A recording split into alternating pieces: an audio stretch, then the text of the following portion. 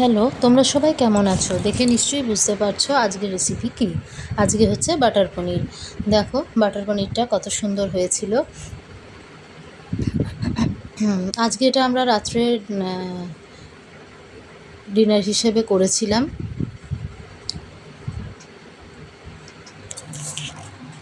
তো বাটার পনির বানাতে অবশ্যই লাগবে বাটারগুলো আমরা ছোট ছোট পিস করে একদমই ছোট ছোট স্লাইস করে কেটে নিয়েছি।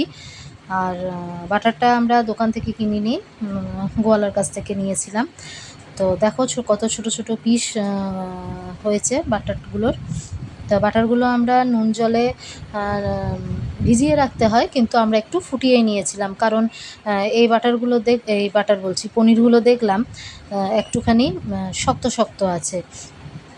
তার জন্য আমরা এটাকে নুন আর গরম জলে একটু ফুটিয়ে নিয়েছি। তো পনিরগুলো একটু হালকা ফুটে যাওয়ার পর আমরা তুলে নিলাম একটা পাত্রে। এবারে আমাদের একটা পেস্ট বানাতে হবে, সেটা হলো টমেটো, কাজুর আর একটুখানি লঙ্কা। তো দেখো আমাদের ছোট ছোট টমেটো ছিল বলে 3টে টমেটো দিয়েছি, আর 25 গ্রামের মতন কাজু ছিল, আর একটা দুটো লঙ্কা, যেহেতু বাচ্চার ছেলে খাবে সেজন্য বেশি লঙ্কা দিইনি। তোমরা তোমাদের ঝাল অনুসারে লঙ্কা দিতে পারো। তো ওটা পেস্ট করে আমি রেখে দিয়েছি। এবার কড়াইতে তেল গরম করে নিয়ে সর্ষের তেলের সাথে একটু বাটার দিয়ে দিয়েছিলাম, যেহেতু এটা বাটার পনির। তার সাথে একটু লঙ্কা গুঁড়ো দিয়ে দিয়েছিলাম, কাশ্মীরি লঙ্কা, জাস্ট ফর কালার। দিয়ে পনিরগুলোকে একটু একটু করে দিয়ে আমরা হালকা করে ভেজে নিয়েছি। খুব ডিপ করে ভাজবো না, তাহলে আরও শক্ত বা চিমড় হয়ে যেতে পারে, সেজন্য হালকা হাতে ভেজে নিয়ে পনিরগুলো আমরা আবার তুলে রেখে দেব। এবারে পনিরগুলো তুলে রাখার পরে ওই কড়াইতে যেটুকু যদি তেল বেঁচে থাকে তাহলে ভালোই, তার সাথে আবার পরিমাণ মতন তেল অ্যাড করে আবার একটুখানি বাটার দিতে হবে। যেহেতু বাটার পনির, তোমরা চাইলে বাটারটা একটু বেশি দিতে পারো। আমার কাছে বাড়িতে বাটার বেশি ছিল না, সেজন্য আমি একটু অল্প করেই দিচ্ছি। এবং একদম ফাইনলি চপ দেখো পেঁয়াজ করেছি, পেঁয়াজ কুচি দিয়ে দিলাম। পেঁয়াজ কুচি দিয়ে দেওয়ার পরে এটাকে হালকাভাবে একটু ভেজে নিতে হবে। খুব বেশি লাল বা ফ্রাই হয়ে যাবে তা নয়, হালকাভাবে পেঁয়াজটাকে ভেজে নেব।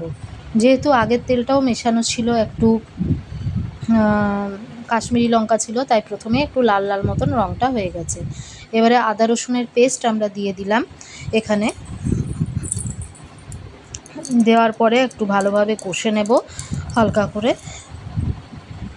তারপরে আমরা ওই পিষে রাখা মশলাটা দিয়ে দেব, যাতে কাঁচা লঙ্কা, টমেটো আর কাজু বাটা ছিল।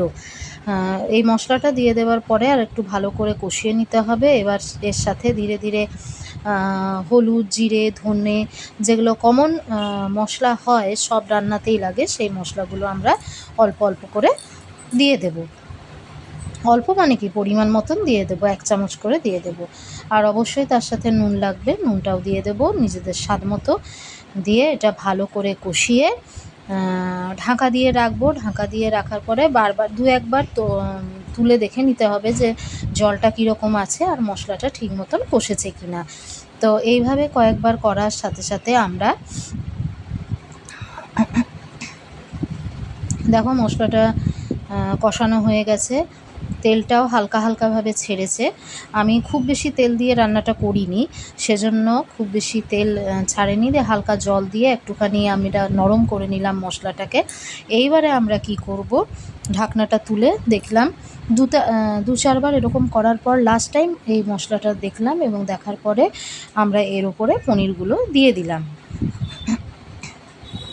সমস্ত পনিরগুলো দিয়ে হালকা হাতে নাড়াচাড়া করে নিতে হবে, কারণ পনির তো খুব নরম, বেশি নাড়াচাড়া করলে হয়তো ঘেঁটে যেতে পারে এবং সবগুলো ভেঙেও যেতে পারে। তাই হালকা হাতে নাড়াচাড়া করে নিয়ে আমরা হালকা জল দিয়ে এটাকে আবার ঢাকা দিয়ে দিলাম, যাতে মশলাটা এবং গ্রেভিটা পনিরের মধ্যে ঢুকে যায়। তো দেখো এবার ঢাকা তুলে দেখছি জলটা একটু আছে, এবং একটু হালকা হাতে আবার একবার নাড়াচাড়া করে নিলাম। আর যেহেতু রুটির সঙ্গে খাবো, এইরকম একটু গ্রেভি না থাকলে ভালোও লাগবে না। আর সবার শেষে দেখো ধনেপাতা কুচি করে আমরা ওপর থেকে ছড়িয়ে দিচ্ছি গার্নিশিংয়ের জন্য, এবং অবশ্যই সেটা স্বাদের জন্য।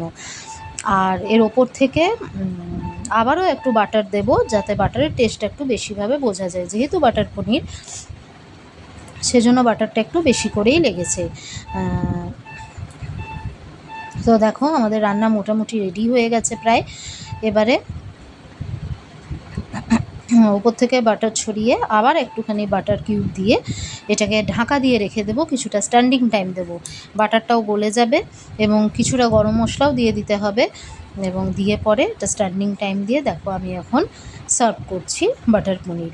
তোমরাও বানিয়ে দেখো বাড়িতে। জানি অনেকেই জানো, তাও আমি আমার মতন করে বানিয়েছি রেসিপিটা, খুব ভালো হয়েছিল খেতে এবং বাড়ির সবাইও খুব ভালো বলেছিল। তো তোমরা যারা যারা কখন বানাওনি তারা বানিয়ে দেখতে পেতে পারো, খুব ভালো হবে। আচ্ছা, তাহলে আজকের মতন বাই বাই। আবার অন্য কোনো রেসিপি নিয়ে অন্য কোনো দিন আসবো।